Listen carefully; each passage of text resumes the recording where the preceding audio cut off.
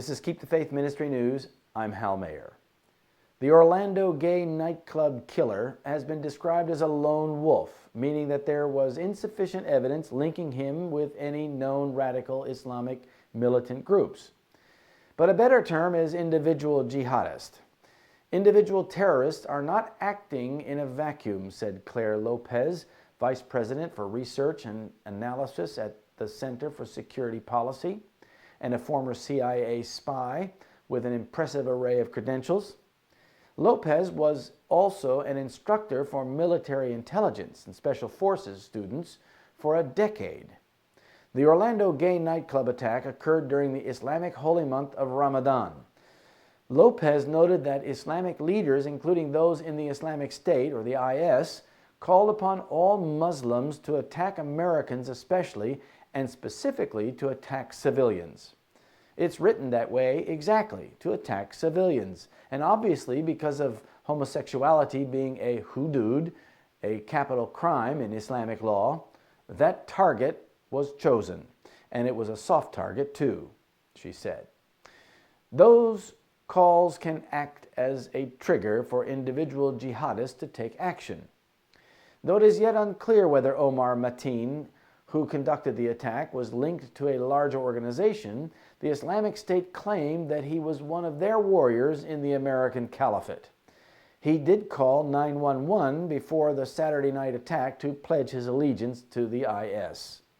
Lopez says that even though an individual jihadist may not have a formal connection to a recognized terrorist organization, there is still an underlying common ideology. Their allegiance is to Islam and to Sharia, to Islamic law. And of course, under Islamic law, homosexuality is a capital crime. It is one of the crimes called illicit sex, addressed both in the Quran and the Hadiths. The death penalty is typically supposed to be stoning, but bullets will do. Lopez said that individual jihadists also have a religious obligation under Islamic law and doctrine. Every single Muslim is individually responsible in a personal way for upholding Sharia, she said. In other words, that doctrine makes of every single Muslim a possible vigilante. They are obliged to enforce Sharia on an individual basis.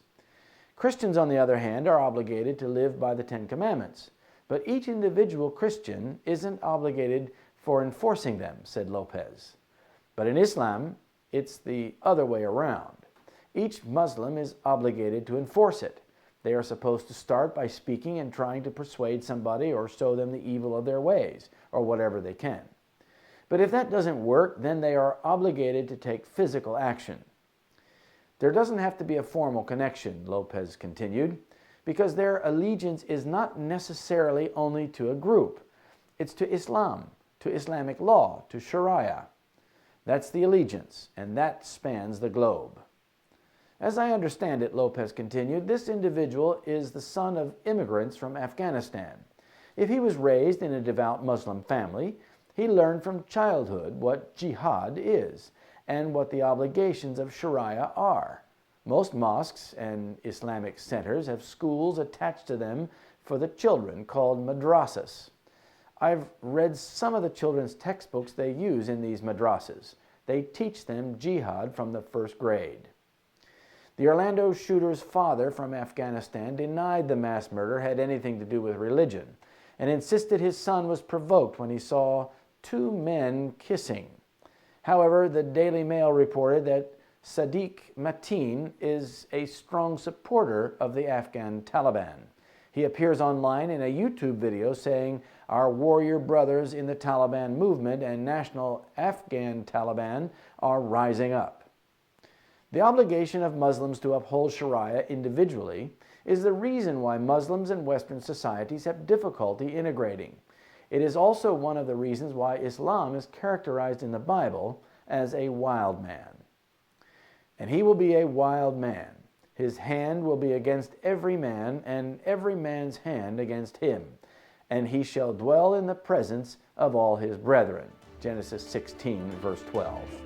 This is Keep the Faith Ministry News. Thank you for watching.